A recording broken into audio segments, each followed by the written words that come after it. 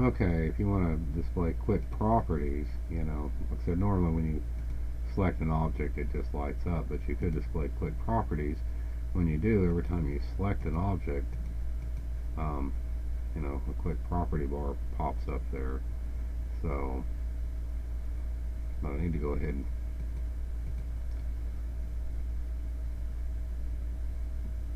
and get this set so it's up constantly.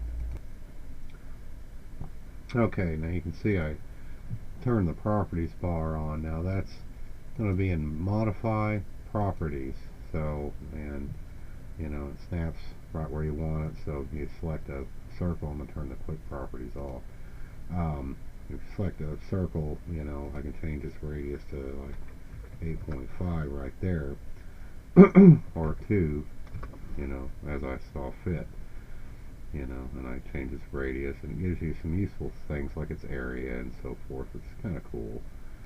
So, um, even this, doesn't really, give you the area of something like a box, unfortunately. But anyway, another quick way to access, if you ever forget, the options box is right there, so that can get you into, this.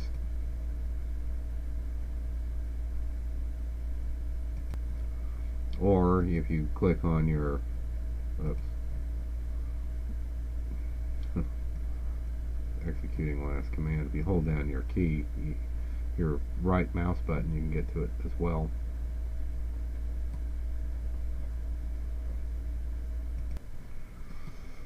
And of course, in the options menu, display is the display tab right here is the one I most commonly use. To set the colors for the background and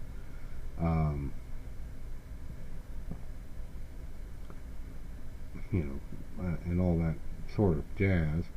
But then you got the crosshair size here, which is the other thing I typically adjust. Make it full screen.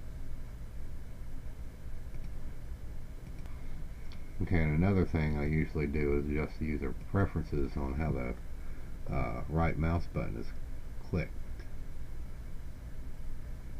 So, you can see it's got shortcut menu, etc.